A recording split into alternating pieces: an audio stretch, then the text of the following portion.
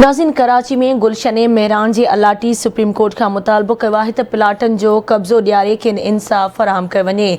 तफ़सील गाज़ी झंडी जी रिपोर्ट में। Sindh government employees cooperative housing society Gulshan Mehran जे अलाटीज़ जो चवण आहे त खेनि 50 साल अॻु अलाट थियल प्लाटनि जा कब्ज़ा फराहम न पिया कया वञनि। 1970 में सिंध सरकार जे मुलाज़िमनि लाइ क़ाइम हाउसिंग सोसाइटी खे हुकूमत स्कीम 33 में ज़मीन अलाट कई, जंहिं बाद 10,000 खां वधीक अलाटीज़ मुकमल तौर ते पैसा बि अदा करे चुका आहिनि, पर अञा ताईं खेनि प्लाटनि जा कब्ज़ा न पिया ॾिना वञनि। इन हवाले सां अलाटीज़ तरफ़ां सॾायल जनरल काउंसिल जे इजलास खे ख़िताब दौरान गुलशन मेहरान सोसाइटी जे तरफ़ां क़ाइम एक्शन कमेटी जे चेयरमैन ऐं मेहरान टीवी जे सरवाण ग़ुलाम नबी मोराई जो चवणु हुयो त समूरी ज़िंदगी जी जमो पूंजी ख़र्च करे प्लॉट ख़रीद कंदड़ सरकारी मुलाज़िमनि जी सोसाइटीअ ते नाजाइज़ कब्ज़ा क़ाइम थी रहिया आहिनि। आवाज़ न्यूज़ सां ॻाल्हि ॿोल दौरान अलाटीज़ जो चवणु हुयो त सुप्रीम कोर्ट मामले जो पाण मुरादो नोटिस वठी खेनि प्लाटनि जा कब्ज़ा ॾियारे। किसी एक बंदे को एक पोजीशन प्लाट की नहीं मिल सकी है, उसके पीछे हम चीफ जस्टिस साहब के पास भी रिक्वेस्ट करने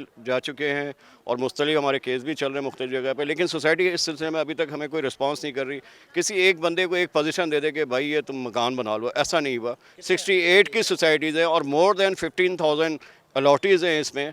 अब 15,000 सिर्फ अलॉटीज़ को आप ले तो उनकी फैमिलीज भी पीछे सफ़र कर रही हैं। मेरी खुद की तीसरी नस्ल है यहाँ पे इस ज़मीन को लिए हुए। मेरे बच्चों के बच्चे आ चुके हैं और अभी तक हम ज़मीन से फारिग है। मैं किराए के मकान पे रह रहा हूँ। हमें एक ट्रक की बत्ती के पीछे लगा दिया है उन्होंने कि एक जो है ना सूट फाइल करके जो ट्रक की बत्ती, ना वो हमसे पूछते हैं, ना हमें बुलाते हैं, ना कुछ करते हैं। सोसाइटी वालों ने गैम्बल किया है, उन्होंने मेरे सेक्टर पर तो सूट फाइल हुआ ही नहीं है अभी तक, और वो उन्होंने किसी और सेक्टर पर कर दिया है और मैं तो वहीं के वहीं खड़ा हूँ अभी तक।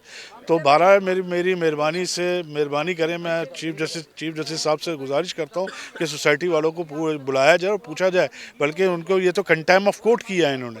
हम ये हमारा प्लाट हमें दे दें और हम एक पैसा भी उसके ऊपर हमारा पर उनके ऊपर बाकी नहीं है हमारे ऊपर। हमने सब उनको दे दिया, लीज है, सब कुछ है।